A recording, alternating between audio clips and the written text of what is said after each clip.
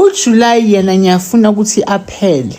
Ngiyafuna ukuthi uJuly aphele, but when I look at Andlal eziphume just this month alone, I can't let July go. Let's give July a chance.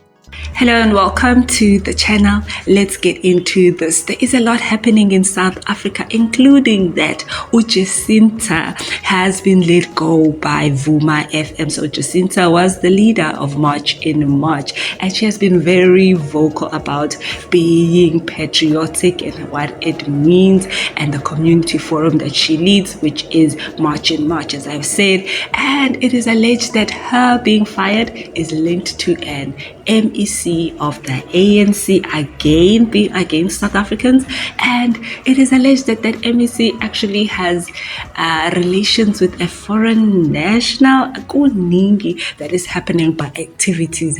But let's take a look at the settlements. Please give this video a thumbs up as we continue. This is a shambolic decision by Vuma FM. As much as I don't agree with the views of Jecinta Ngobese Zuma, but she didn't deserve to be fired. And do what happened to one's constitutional right to free speech? Let me try to speak in Zulu, because I know most of South Africans, they understand Zulu. This message is for you South Africans. Ukuba ne ID yala e South Africa akusho ukuthi uphumelele baba, akusho ukuthi uphumelele mama. Mawufuna impumelelo kumele ufunde ube nama degree. Laba bantu enibaqoshayo lapho ithi hey ama foreigners, yes, they don't have a South African's ID, but they've got degrees. They are educated, bafundile. Wena awufundanga awuphethanga awuphethanga iphepha, into oyiphethe nje i South African ID ozosixomela ngayo. Uthi mina ngila ngiwala kumele ngizosebenza lapho usebenza khona, mara awufundanga. Yini leyo? No, singabantu sonke siyafana. Look at my skin and look at yours. Is there any difference? Hakuna mehluko. But nanithathi izinto ngathi mhlawumbe mawune ID uzophumelela because of an ID. No, nathi la sibuya khona sinawo ama ID. I'm very proud of South African citizens. Yes, I say it with boldness and without no fear. I am proud of South African citizens. Let them fight for their rights. Look at what is happening to Nigeria today. Look at what is happening to Zimbabwe today. Look at what is happening to Malawi today. Why? Because they failed to fight for their rights. And now you came to the same country and you want to tell the citizens not to fight for their right. Are you normal?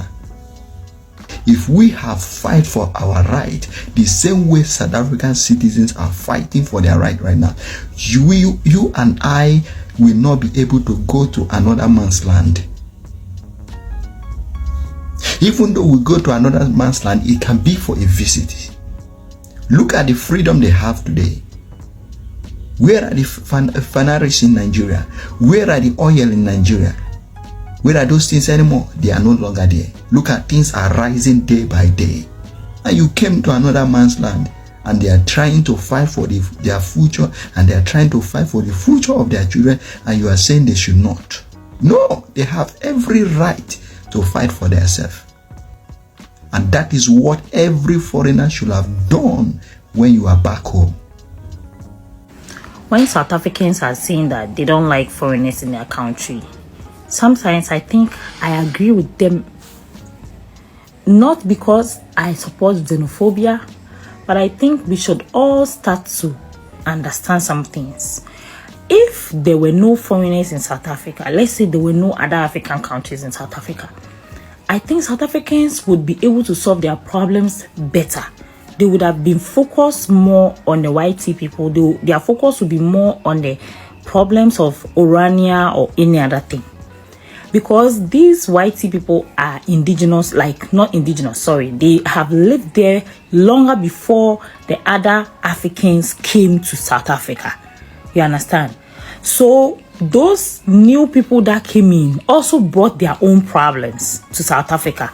So now South Africans have to deal with the foreigners, like the Africans who came to South Africa for greener pastures, and also deal with the whitey people who will always choose the immigrants, who will always choose the foreigners over the local people, because they know that the local people are know their rights, they know what they want, they have experience in whatever they are doing, and yet they don't want to pay them the price or the amount of money that they need. But for a foreigner who is looking for opportunity, will take advantage and then make the South African look lazy. I am now beginning to understand South Africans. These are some of the things that we have to address as Africans. Before you travel to somebody's country, let's face the facts. Let's fix the problems in our country. Let's all understand that we all have different problems that we face before you go to see that opportunity and make it look like the people who live there are lazy and that they don't want to do any job, or they don't want to do this, or they don't want to do that. There are problems in everybody's country. Don't make it look like they are jealous of you because they are telling you to get out of their country. No, nobody is jealous of you, but you are making it harder for them to solve their problems. You are making the problem even more difficult, because the more you come in and troop in and create an impression that the country is better and that the people who live in it don't know what they have, that is not right. That is wrong. You are looking down on people and you are disrespecting them.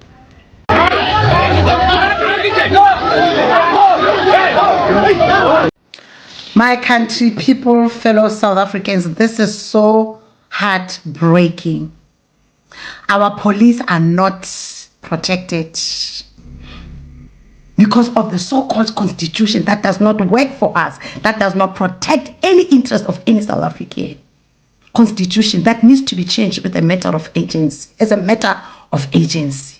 I mean, really, our police hands are full. They're not protected. They're not resourced. All nations of the world. We've been sold a lie, South Africans. We've been told that we are free. We've been told that we are a democratic country. It was a lie. We are literally under a modern day slavery. The globalist agents, the globalist agenda agents of the so-called African National Congress. So I'm just here to say we are on our own. More than anything, we need to understand that we are at war with the system that hates anything to do with a South African, especially as natives. We need to be patriotic like never before. Well, there you have it. One thing is for sure, South Africans have now decided that they are going to use their voice. Like, the way people are making sense. I don't understand how politicians are not seeing the sense. Right?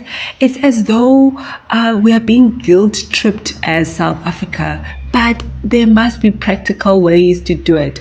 Some people have accused South African government of turning the whole of townships in South Africa to be refugee camps. Now, many would ask, why are South Africans always complaining about Africans from other countries and never white people? That's because the Africans, they don't go and live with white people. They go and live with who? They live with us, the black community. So that is why there is such a friction, because of proximity. Now, in areas where they do go and live with white people, the white community can make their own protests, and which they do because they refuse to lease to them. But also, I think that the ANC or the government, they should definitely start looking at treaties. They should start looking at creating special funds that are clear of the contribution that South Africa is making